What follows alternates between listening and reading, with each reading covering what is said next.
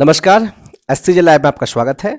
आज हम लोग क्लास 10th का इकोनॉमिक्स का चैप्टर 5 का 21 एमसीक्यू जो इंपॉर्टेंट एमसीक्यू है, प्रीवियस ईयर क्वेश्चन भी यानी पिछले साल पूछे गए क्वेश्चन से उसको लेकर आए हुए हैं। चलिए देखते हैं क्या कहता है पहला सवाल। पहला सवाल है कि भारत में उपभोक्ता आंदोलन किस रूप में विस्तृत हुआ है, किस रूप में हुआ। यानी उपभोक्ता किसे कहते हैं? जो वस्तु का उपभोग करता है, यानी वस्तु खरीदता है, कंज्यूमर। क्या वो उपभोक्ता जागरूकता के कारण हुआ, क्या वो सामाजिक बल के कारण हुआ, या अनैतिक या अनुचित व्यवसाय के कारण हुआ, या उपयुक्त सभी? तो ये उपभोक्ता जागरूकता से हुआ। किससे हुआ? उपभोक्ता जागरूकता से। आप अगर देखे होंगे तो सरकार द्वारा भी कई तरह के उपभोक्ता जागरूकता के लिए कार्यक्रम चलाए जाते हैं, जैसे जागो ग्राहक जागो जैसे कार्यक्रम चलाए जाते हैं। कोई भी व्यक्ति अगर जो एमआरपी है, एमआरपी से ज्यादा प्राइस मांगता है, मैक्सिमम रिटेल प्राइस से ज्यादा प्राइस मांगता है, तब भी आप कंज्यूमर कोर्ट में जाके या कंज्यूमर फॉर्म में जाके आप केस कर सकते हैं या शिकायत दर्ज करवा सकते हैं। सवाल नंबर 2, आज भारत में कितने उपभोक्ता संगठन है? देखिए कह रहा है कि आज भारत में कितने उपभोक्ता संगठन है। यानी उपभोक्ता संगठन क्यों जरूरी है? क्योंकि यही संगठन तो है जो आंदोलन को बढ़ाते हैं, आंदोलन को करने के लिए जो है प्रेरित करते लोगों को। क्या वो 689 है? क्या वो 500 है? क्या वो 700 है? क्या वो 603 है? तो उपभोक्ता संगठन की बात करें, हमें बताया आपको कि भारत में जो है, तो कंफर्म है कि इसका एग्जैक्ट डाटा नहीं होगा।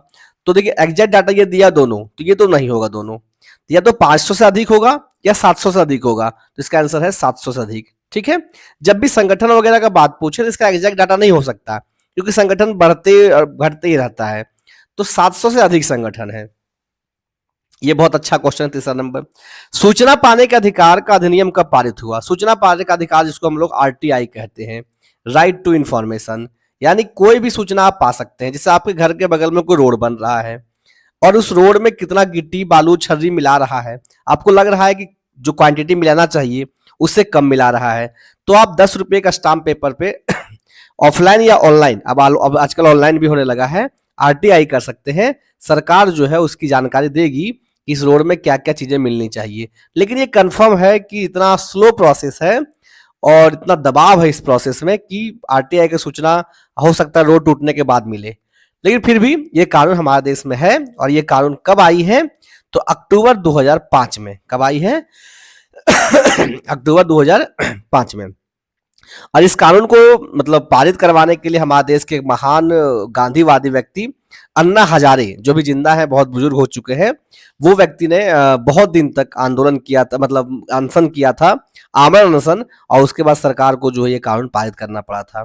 और उसी का एक खमियाजा है कि आपको देखने मिल रहा है कि अन्ना हजारे का आंदोलन में ही दिल्ली के सीएम, पूर्व सीएम हो गए अरविंद केजरीवाल जो है चमके थे, और वहां के बाद वो सीएम पद तक पहुंचे। कोई बात नहीं, ये सब इतिहास है, अगर आप सही से पढ़ेंगे तो आपको पता चलेगा। एक मार्क, ये आप बहुत बार देखे होंगे और आपके दिमाग को बहुत कंफ्यूज किया होगा। कहाँ लिखल रहता है भाई? तो तेल वाला चीज में ज्यादा लिखल रहता है। तो आप देखे होंगे egg mark, egg mark, egg mark, egg mark. तो आखिर एग मार्क है क्या? एग मार्क कौन सी वस्तुओं को प्रमाणित करता है? एग मार्क जो है कौन सी वस्तुओं को प्रमाणित करता है? क्या वो उत्पादित सामान को प्रमाणित करता है? क्या वो सोना चांदी को प्रमाणित करता है? क्या मशीन को प्रमाणित करता है? या खाद्य पदार्थ को प्रमाणित करता है? तो देखिए हमने कहा तेल में ज्यादा लिखल रहता है, तो तेल खाने का सामान है, उत्पादित वस्तुओं को नहीं प्रमाणित करता है। वो सोना चांदी के लिए नहीं होता, दूसरा प्रमाणित करने का चीजें होता है, मशीन के लिए भी नहीं होता है। तो खाद्य पदार्थ, किसको पदार्थ प्रमाणित करता है? तो खाद्य पदार्थ। जैसे देखे होंगे खाने वाला सामान में जो है एक मार्क लिखा रहता है, और आप कहीं नहीं देख पाए होंगे इसे, तो सरसों तेल के डब्बा में आप इसे जरूर देखे होंगे, 100% कच्ची घानी से बना हुआ और एग मार्क। ठीक है, आगे बढ़े। क्वेश्चन नंबर 5, उपभोक्ता विवाद निवारण हेतु प्रथम चरण क्या है? ये बड़ा अच्छा सवाल है। देखिए अगर आप उपभोक्ता विवाद हो गया, कुछ चीज पर केस हो गया, जैसे कुछ दिन पहले एक व्यक्ति ने एक जगह पर केस किया। किसके लिए केस किया भाई?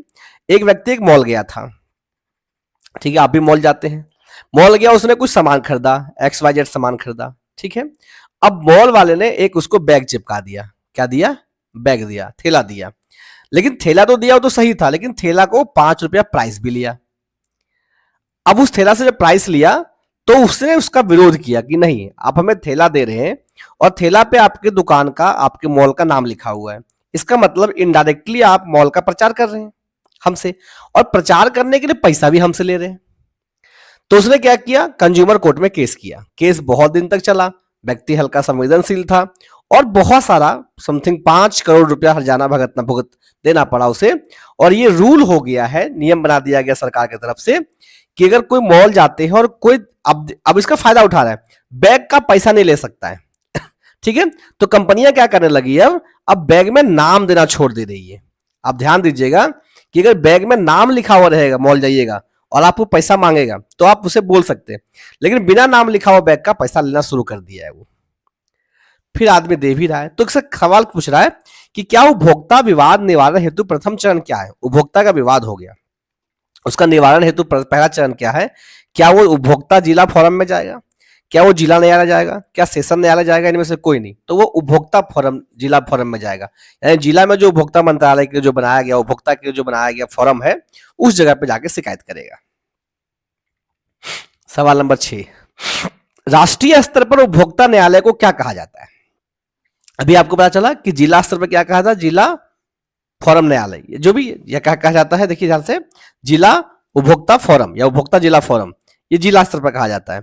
उसी तरह से राष्ट्रीय स्तर पर उपभोक्ता न्यायालय को क्या कहते हैं, क्या वो राज्य उपभोक्ता आयोग कहते हैं, जिला मंच कहते हैं, या राष्ट्रीय उपभोक्ता आयोग कहते हैं, या इनमें से कोई नहीं कहते हैं। तो आपको पता चला राष्ट्रीय का संबंध किसका दिख रहा है, तो राष्ट्रीय उपभोक्ता आयोग का, तो यही कहेंगे। ठीक है, आगे क्वेश्चन नंबर 7,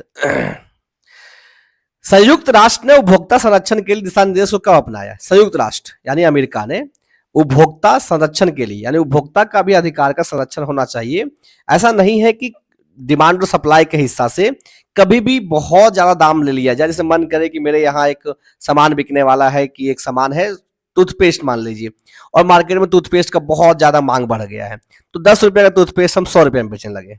ऐसा नहीं कर सकते हैं। तो इस मामले पर संरक्षण के लिए संयुक्त राष्ट्र ने पूरा दुनिया को यह संदेश दिया कि दिशा निर्देश दिया, और वो दिशा निर्देश कब दिया गया, ये पूछ रहा है। क्या वो 1970 में दिया गया, क्या 1983 में दिया गया, 1985 में दिया गया, 1990 में दिया गया, तो 1985 में दिया गया। ठीक है, ये देखिए सवाल नंबर 8 आपके एग्जाम में 2024 में, यानी पिछला साल पूछा गया है। आप 25 में एग्जाम दे रहे हैं। भारत का राष्ट्रीय उपभोक्ता दिवस, भारत का राष्ट्रीय उपभोक्ता दिवस कब मनाया जाता है। देखिए कितना बड़ा सवाल है कि भारत में राष्ट्रीय उपभोक्ता दिवस कब मनाया जाता है। आपको पता भी नहीं होगा। ये आंसर है 24 दिसंबर। अगर पता है तो बहुत बढ़िया, आप खुश होइए कि आप मेरे साथ प्रैक्टिस कर रहे हैं, और आप वीडियो को शेयर जरूर कीजिए। सवाल नंबर 9, उपभोक्ता संरक्षण अधिनियम निम्नलिखित में संबंधित है। उपभोक्ता संरक्षण अधिनियम निम्नलिखित में किससे संबंधित है। उपभोक्ता से, विक्रेता से, जमींदार से, या क्रेता से। तो अभी ये तो नॉर्मल सवाल है।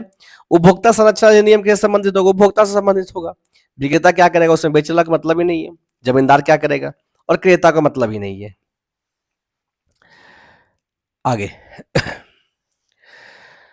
राष्ट्रीय आयोग का विवादित संपत्ति, राष्ट्रीय आयोग का विवादित संपत्ति कार्यक्षेत्र है। यानी राष्ट्रीय आयोग जो है, जो राष्ट्र के आयोग के रूप में काम करता है, राष्ट्रीय आयोग के रूप में काम करता है, उसकी संपत्ति की विवादित संपत्ति का कार्यक्षेत्र कितना है, तो लगभग 1 करोड़। कितना, 1 करोड़ से ऊपर। ठीक है, सवाल नंबर 11, उपभोक्ता संरक्षण अधिनियम, उपभोक्ता संरक्षण अधिनियम का उद्गम देश कौन माना जाता है। यानी सबसे पहले उपभोक्ता संरक्षण अधिनियम का जरूरत होगा या जरूरत है, या किस देश को लगा। क्या वो भूटान को लगा, चीन को लगा, भारत को लगा, या अमेरिका को लगा। तो लगा अमेरिका को। किससे लगा, अमेरिका को लगा। सवाल नंबर 12, अधिकांश उपभोक्ता आजकल निर्देशित होते हैं। जो अधिकांश उपभोक्ता है वो किसके द्वारा निर्देशित होते हैं, किसके द्वारा मतलब कह सकते हैं पहले से पता होता है कि क्या करना है, नहीं करना है, क्या खरीदना नहीं खरीदना है, कैसे खरीदना नहीं खरीदना है। ये सारे उपभोक्ता किससे निर्देशित होते हैं, तो विज्ञापन से। विज्ञापन इतना अधिक हमारे पास आ गया है कि हम जो चीज चाह भी नहीं रहे हैं वो चीज भी हमारे घरों तक पहुंच रही है विज्ञापन के हिसाब से, और आपके हिस्से में पहुंच रही है। जैसे अमूल दूध पीता है इंडिया, या आप दूध पिए भी नहीं होंगे, अमूल कभी हो सकता है, लेकिन आप अमूल दूध पीता है इंडिया, इस स्लोगन को आप याद कर लिए हैं क्योंकि विज्ञापन हमारे जीवन का एक हिस्सा बन गया है। हम यूट्यूब हो या किसी सोशल मीडिया प्लेटफॉर्म हो या कोई और जगह पे हो, यहाँ बेवजह हमें विज्ञापन दिखाया जा रहा है और हमें देखना ही पड़ रहा है, चाहे आप टीवी देख रहे हैं, फिल्म देख रहे हैं, कुछ और चीज देख रहे हैं। सवाल नंबर 13, निम्नलिखित में से कौन सा नियम विनिमयों के माध्यम से बाजार में संरक्षित है? निम्नलिखित में कौन सा नियम नियमों और विनिमयों के माध्यम से बाजार में संरक्षित है? क्या वो दुकानदार है, उपभोक्ता है, आपूर्तिकर्ता है, या इनमें से कोई नहीं है? तो आंसर होगा उपभोक्ता। सवाल नंबर 14, उपभोक्ता संरक्षण अधिनियम खाली स्थान में प्रतिबंध लगाने के लिए लागू किया गया। देखिए, बोला उपभोक्ता संरक्षण अधिनियम किस चीज पर प्रतिबंध लगाने के लिए लागू किया गया था?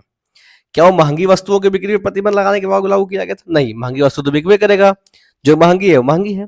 क्या वो घटिया वस्तु की बिक्री पर लगाया गया था? नहीं, घटिया वस्तु तो जो बेचने वाला है वो बेच रहा है, कम दाम पर बेच रहा है, इसलिए लोग खरीदने वाले खरीद रहे हैं। विक्रेताओं द्वारा व्यावसायिक क्रियाओं का उल्लंघन करने के लिए किया गया था। क्या अवैधानिक क्रियाओं किया गया था? तो विक्रेताओं द्वारा व्यावसायिक क्रियाओं का उल्लंघन, जो व्यवसाय के लिए करने के जो काम है, बेचने वाले लोग जो हैं वो जो भी व्यवसाय कर रहे हैं उसके लिए जो नियम कानून बनाए गए हैं उसका उल्लंघन ना हो, इसके लिए किया गया था। और ये सवाल 15 नंबर बहुत इंपॉर्टेंट है। एमआरपी का पूरा अर्थ क्या है? एमआरपी का पूरा नाम क्या है? एमआरपी का मतलब मैक्सिमम रिटेल प्राइस, हिंदी में अधिकतम खुदरा मूल्य। ठीक है, अधिकतम खुदरा मूल्य। सवाल नंबर 16, वह संगठन जो राष्ट्रीय स्तर पर उत्पादकों के मानकों को तय करता है उसे क्या कहते हैं? देखिए, बोल रहा है कि राष्ट्रीय स्तर पर उत्पादक के मानक को तय करता है, उसे क्या कहते हैं? क्या उसे आईएसआई कहते हैं? आईएसआई मार्क जो होता है, आप देखे होंगे आईएसआई मार्क होता है, ISI लिखा रहता है और ऐसे करके ऐसे गोल रहता है, ऐसे करके ऐसे। ठीक है, आप देखे होंगे इसे। तो क्या वो ISI होता है? क्या इसरो तो नहीं होता है, WCF नहीं होता है। तो ISO और ISI और ISO दोनों में से एक होगा, तो ISO होगा। क्या होगा? ISO, इंटरनेशनल स्टैंडर्ड ऑर्गेनाइजेशन, यानी कह सकते हैं कि अंतरराष्ट्रीय स्तर पर जो मानक तय करता है उसे ISO कहता है, इंडिया स्तर पर ISI कहते हैं। ठीक है। सवाल नंबर 17, विश्व उपभोक्ता अधिकार दिवस प्रतिवर्ष मनाया जाता है। हमें पता है भारत का उपभोक्ता अधिकार दिवस कब था? दिसंबर में था। और यहां पूछ रहा है विश्व में, तो विश्व में उपभोक्ता अधिकार दिवस जो है वो 15 मार्च को मनाया जाता है। कब मनाया जाता है? 15 मार्च। आगे, उपभोक्ता संरक्षण अधिनियम किस वर्ष लागू किया गया था? तो उपभोक्ता संरक्षण अधिनियम जो है वो 1986 में लागू किया गया था। कब लागू किया गया था? 1986 में। सवाल नंबर 19, खाद्य पदार्थों की स्थिति में निम्नलिखित में से कौन सा प्रमाण चिन्ह उपयोग किया जाता है? खाद्य पदार्थ की स्थिति को, यानी खाने के पदार्थ को स्थिति को दर्शाने के लिए निम्नलिखित में से कौन सा चिन्ह का प्रयोग किया जाता है? क्या वो ISI, होलोग्राम या हॉलमार्क, या इनमें से कोई नहीं? तो ISI का प्रयोग किया जाता है। ठीक है। आगे सवाल नंबर 20, उपभोक्ता संरक्षण अधिनियम के अंतर्गत एक उपभोक्ता को कितने अधिकार उपलब्ध हैं?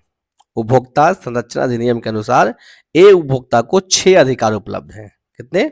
6 अधिकार उपलब्ध हैं। और लास्ट सवाल है, भारतीय मानक संस्थान का मुख्यालय कहाँ है? यानी ISI का जो मुख्यालय है वो कहाँ है? वो मुख्यालय दिल्ली में है। तो आपके लिए ये 21 इंपॉर्टेंट ऑब्जेक्टिव क्वेश्चंस लाए गए जो चैप्टर 5 से था। आपको वीडियो कैसा लगा कमेंट बॉक्स में जरूर बताएं, अपना फीडबैक जरूर दें और अपने दोस्तों के साथ वीडियो को शेयर करें।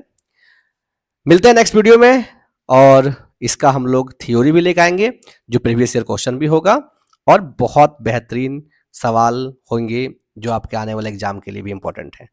तो बने रहिए मेरे साथ और देखते हैं नेक्स्ट वीडियो।